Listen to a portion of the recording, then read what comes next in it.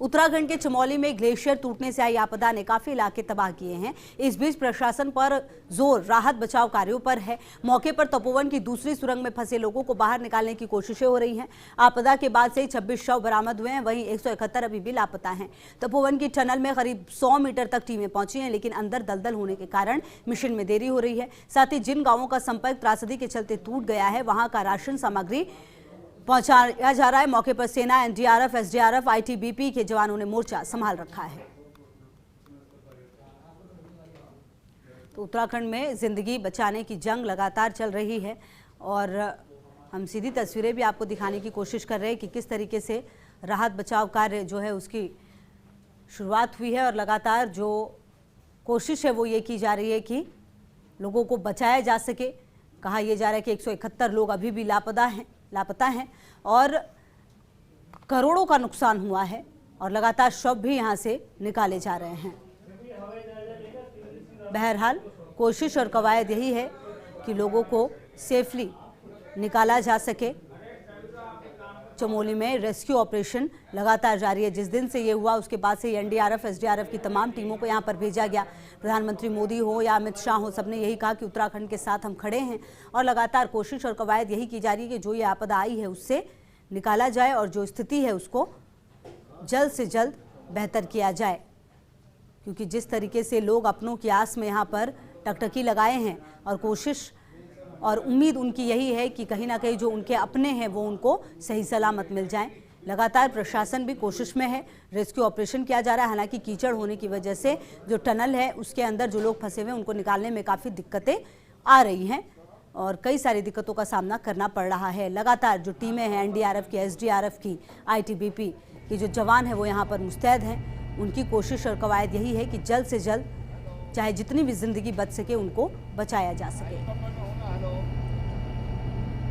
उत्तराखंड में जो आपदा आई उसके बाद लगातार जो जनप्रतिनिधि हैं उनकी तरफ से भी ये कोशिश की जा रही है कि वहाँ पर स्थिति को जल्द से जल्द जो टीम है उनको भेजकर नॉर्मल किया जाए, क्योंकि कई गांवों से संपर्क टूटा था और लगातार ज़िंदगी की तलाश हो रही है। टनल में लगातार कोशिश ये की जा रही है कि जल्द से जल्द अंदर पहुँचा जाए, क्योंकि कहा यह जा रहा है कि जो टनल है उसमें अभी भी 30 से 35 लोग फंसे हुए हैं। अब देखना ये कि आखिर उन 30 से 35 लोगों में से कितने लोगों को सुरक्षित बाहर निकाला जा सकेगा। क्या जो उम्मीदें हैं लोगों की अपनों की कि उनके अपने उनको सही सलामत मिले वो मिल पाएंगे, ये देखना बहुत महत्वपूर्ण होगा, क्योंकि रेस्क्यू ऑपरेशन में दिक्कतें भी कई तरह की आ रही हैं। कीचड़ की वजह से सबसे ज़्यादा प्रॉब्लम आ रही है, जो अभी तक बात सामने आई है। हालांकि जो हमारे जवान हैं वो लगातार कोशिश ये कर रहे हैं कि जो ज़िंदगी है उसको बचाया जा सके। कोशिश लगातार की जा रही है, हेल्प लगातार ली जा रही है। एनडीआरएफ, एसडीआरएफ और आईटीबीपी के जवान लगातार तैनात हैं। उत्तराखंड में जो हुआ है उसके बाद लगातार कोशिश और कवायद यही कि जल्द से जल्द यहाँ पर भी स्थिति को नॉर्मल किया जाए, क्योंकि जिस तरीके से रविवार को ये पूरा घटनाक्रम हुआ उसके बाद जो ज़िंदगी है वो दांव पर लगी। कई लोगों के लापता होने की बात सामने आ रही है। 171 लोग जो आंकड़ा है अभी फ़िलहाल यही बताया जा रहा है कि इतने लोग लापता हैं। आप समझिए कि जो उनके अपने होंगे वो किस उम्मीद में, और लगातार प्रशासन की भी कोशिश है ये कि जो लापता हुए हैं उनको भी ढूंढा जाए और लगातार कोशिश और कवायद यही कि जो ज़िंदगी है उसको बचाया जाए। और त्रासदी के बाद बड़ा नुकसान, संपर्क टूटने वाले गांवों का निरीक्षण और सवाल ये भी कहा यह जा रहा है कि करीब 360 परिवारों से संपर्क टूट गया है। ऐसे में ये जो परिवार है उनसे अब किस तरीके से संपर्क किया जाएगा। प्रभावित इलाकों का हवाई सर्वे जो है वो किया जा रहा है। सीएम रावत ने हवाई सर्वे किया है और लगातार हम आपको तस्वीरें भी दिखा रहे हैं। प्रभावित गांवों से संपर्क की कोशिश भी की जा रही है लगातार।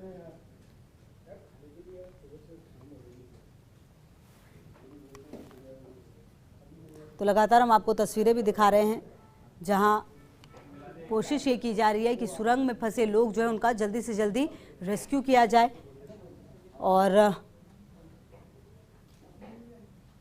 टनल में भी आखिरकार कितने लोग फंसे हैं और उनको किस तरीके से निकाला जाएगा ये भी बड़ा सवाल है। और लगातार क्योंकि रेस्क्यू ऑपरेशन चल रहा है, लगातार ज़िंदगी बचाने की जद्दोजहद भी चल रही है। जिस तरीके से रविवार को ये हुआ है उसके बाद कई गांवों से संपर्क टूट गया है। हालांकि रेस्क्यू ऑपरेशन उस दिन से ही लगातार चल रहा है। प्रधानमंत्री हों या गृह मंत्री हों, लगातार ये कोशिश की जा रही है कि जो संपर्क है वो बना रहे, जो बड़े अधिकारी हैं, जो मुख्यमंत्री हैं उनसे, और जो स्थिति है वहाँ पर उसे नॉर्मल करने की कोशिश की जा रही है। कहा यह भी जा रहा है कि 1500 करोड़ का लगभग नुकसान हुआ है। हालांकि ये नुकसान तो फिर भी एक पल को शायद रिकवर हो, लेकिन जो ज़िंदगी गई है और जो लोग फंसे हुए हैं उनको निकालना भी सबसे ज़्यादा ज़रूरी है। कहा यह जा रहा है कि जो सुरंग है वो 1800 मीटर लंबी है। 120 मीटर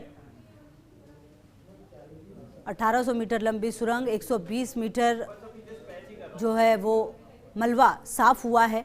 तो आप समझिए दिक्कतें बहुत हैं और कोशिश कवायद ये की जा रही है कि लोगों को बचाया जा सके, लोगों को सेफली, अगर कुछ लोगों को भी निकाला जा सके।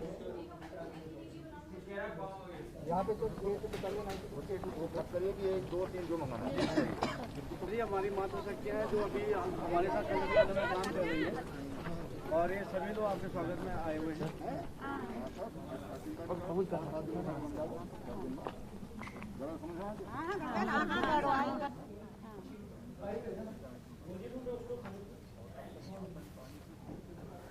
और हमारे साथ हमारे सहयोगी पवन लाल चंद जुड़ गए हैं बातचीत करने के लिए। पवन, हम देख रहे थे मुख्यमंत्री ने हवाई सर्वेक्षण किया है और स्थिति को समझा है वहां पर। अभी क्या कुछ सिचुएशन चल रही है? जो सुरंग है वो काफी लंबी है, दिक्कतें हो रही है वहां पे अंदर जाने में? करीब ये 2 किलोमीटर के आसपास की ये सुरंग है और जिस तरह से चाहे वो एनडीआरएफ हो, एसडीआरएफ हो, सेना हो, आईटीबीपी हो, एयरफोर्स हो, यहाँ तक कि वायुसेना, नौसेना के गोताखोर भी स्टैंड बाई में रखे गए। यानी कि पूरा केंद्र सरकार की जो अपरेटस है और स्टेट गवर्नमेंट का जो अपरेटस है वो सभी लगा हुआ है। लेकिन सबसे बड़ी चुनौती है कि सुरंग बहुत लंबी है। यही वजह है कि आज भी करीब 200 यानी 197 के आसपास लोग अभी तक लापता है, उनका कोई अता पता नहीं है। ये माना जा रहा है कि जो टनल है इसमें करीब 35 से 36 मजदूरों के फंसे होने की आशंका है और अब तक करीब 26 शव निकाले जा चुके हैं और 24 शवों की शिनाख्त भी हो चुकी है। मुख्यमंत्री खुद त्रिवेंद्र सिंह रावत एक तरह से मोर्चे पर डटे हुए हैं। प्रदेश के डीजीपी का पूरा फोकस है। कल केंद्रीय मंत्री निशंक ने टूर किया था, पौड़ी के सांसद तीर्थ सिंह रावत वहां गए थे। तो कोशिश यही है क्योंकि प्रधानमंत्री नरेंद्र मोदी ने कल तमाम उत्तराखंड के राज्यसभा और लोकसभा सांसदों के साथ भी बैठक की, गृह मंत्री अमित शाह भी उसमें मौजूद थे। लेकिन सबसे बड़ी चुनौती यही आ रही कि टनल को किस तरह से उसको खोला जाए और तब तक क्या लोगों को बचाया भी जा सकता है या जो डेड बॉडीज है उनको रिकवर किया जा सकता है। तो कुल मिलाकर के अब सारा फोकस उसी पर है और ये आज दावा किया जा रहा है कि आज दोपहर तक कोशिश ये की जाएगी कि टनल को पूरी तरह से उसके अंदर जो मलबा है उसको हटाया जाए और उसके अंतिम छोर तक पहुंचा जा सके। तो आज दोपहर तक महत्वपूर्ण होगा कि क्या टनल के अंतिम छोर तक पहुंचा गया है और उसमें किस तरह से क्या लोगों की जान बचाई जाती है और किस तरह से मलबे के बीच से जो डेड बॉडीज है उनको रिकवर किया जाता है। तो निश्चित तौर पर लगातार प्रयास, चाहे केंद्र की एजेंसियां हो चाहे राज्य सरकार का अपरेटस हो, लगा हुआ है। लेकिन अभी भी टनल से पूरा मलबा नहीं निकाला गया है और ये माना जा रहा है कि 35-36 लोग इसमें और फंसे हो सकते हैं। उनमें से कितनों को बचाया जा सकता है, क्योंकि अब एक तरह से लोगों की उम्मीदें भी टूटने लगी हैं क्योंकि जिस तरह से इसमें काफी लंबा वक्त बीत गया है। और ये सरकार का आधिकारिक तौर पर ये आंकड़ा है कि करीब 197 के आसपास लोग हैं वो अभी भी मिसिंग हैं, जिनमें ज्यादातर मजदूर हैं जो जिस दिन ये एवलांच आया उस दिन वहां काम पर लगे हुए थे। जी बिल्कुल पवन, बहुत महत्वपूर्ण जानकारी आपने दी है और कहीं ना कहीं देखना ये बेहद महत्वपूर्ण होगा कि कितनी जिंदगी और बचाई जा सकेगी।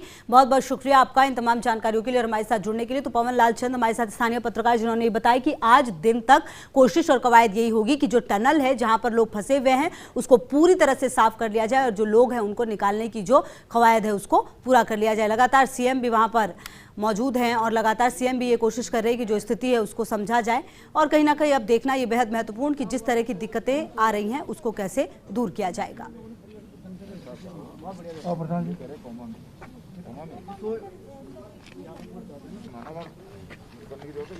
तो कई गांवों का संपर्क भी टूटा है और जो टनल है उसको साफ करने की कवायद की जा रही है और आज दिन तक कहा यह जा रहा है कि इस टनल को क्लियर कर लिया जाएगा और ये देखना बेहद महत्वपूर्ण होगा कि आखिर कितने लोगों की ज़िंदगी यहाँ पर बच पाती है।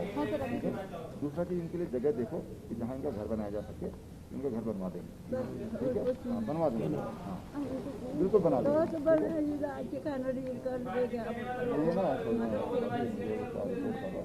ये ना तो आपको करनी पड़ेंगे, आपके पास इतना पैसा